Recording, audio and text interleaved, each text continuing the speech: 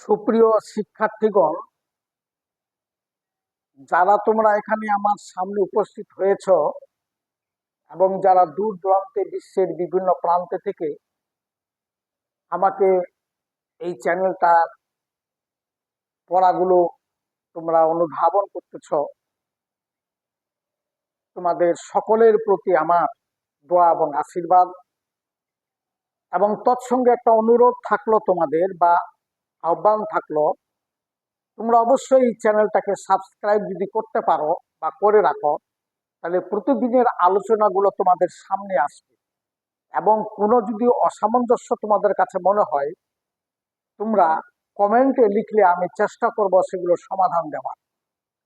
তোমরা জানো আমি কয়েকদিন ধরে জৈব যৌগের কার্বোহাইড্রেট আলোচনা করতেছি। এটা আলোচনা করতে গিয়ে আমি গ্লুকোজ সম্পর্কে আলোচনা করতেছি, ওদিকে আলোচনা করে ফেলেছি। তারপরে আমি অ্যামাইনো অ্যাসিডের পর সাধারণ সংকেত এবং কতগুলো তার গুরুত্বপূর্ণ 3টা অ্যাসিড, এগুলো আমি সংকেত দিয়ে দেখানো হয়েছে এবং জুইটার আয়ন কি সেটাও বলেছি। আজকে যে বিষয়টা বলবো সেটা হচ্ছে পেপটাইড বন্ধন।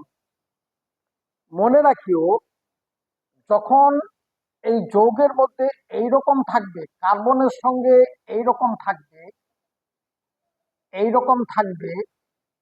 এটাই হবে পেপটাইড বন্ধন। এবং এটা গঠিত হবে দুটো অ্যামাইনো অ্যাসিডের দ্বারা। যেমন অ্যামাইনো অ্যাসিড 1 আর অ্যামাইনো অ্যাসিড 2 দুটা দিলাম। এই দুটি অ্যামাইনো অ্যাসিডের মধ্যে এক অণু পানি, এ দিল OH, এ দিল H, এক অণু পানি অপসারণ করার ফলে এখানকার CO এবং এখানকার একটা হাইড্রোজেন যাতে NH মিলে এটা হলো একটা পেপটাইড বন্ধন। অর্থাৎ অসংখ্য অ্যামাইনো অ্যাসিড গুলো এই পেপটাইড বন্ধন দ্বারা আবদ্ধ হয়ে তারা প্রোটিন জাতীয় জিনিস ইত্যাদি খুব মূল্যবান পদার্থ আমাদের কাছে উৎপন্ন করে। এই পেপটাইড বন্ধন অ্যামাইনো অ্যাসিডের একটা গুরুত্বপূর্ণ অংশ। এই ঘটনাটাই হলো পেপটাইড বন্ধন।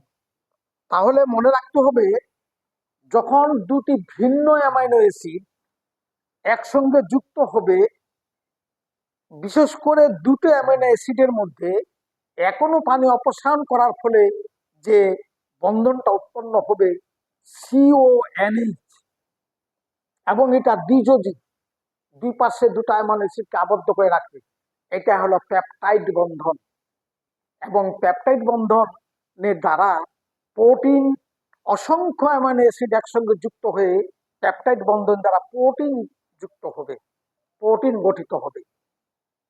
এই গেল পেপটাইড বন্ধন সম্পর্কে খুব সাধারণ আলোচনা।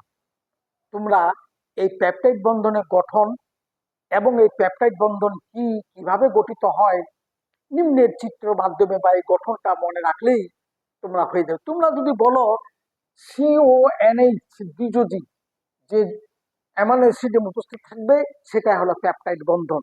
এটা ভিন্ন ভিন্ন অ্যামাইনো অ্যাসিড এর এক অণু পানি অপসারণের মাধ্যমে এই পেপটাইড বন্ধন গঠিত হয়। যেমন এটা একটা অ্যামাইনো অ্যাসিড, এটা একটা অ্যামাইনো অ্যাসিড, এটা একসঙ্গে সংকুচিত হয়ে এক অণু পানি অপসারণ করলো, করে দুইটা মধ্যে একটা পেপটাইড বন্ধন গঠিত হলো।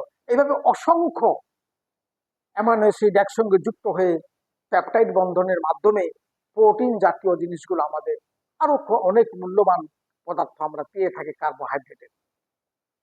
এই জন্য পেপটাইড বন্ধন সম্পর্কে একটা সাধারণ আলোচনা।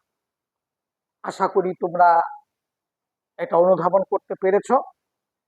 তোমাদের ইন্টারমিডিয়েট লেভেলে এটা খুবই একটা গুরুত্বপূর্ণ একটা জিনিস। তোমাদের সকলকেই ধন্যবাদ।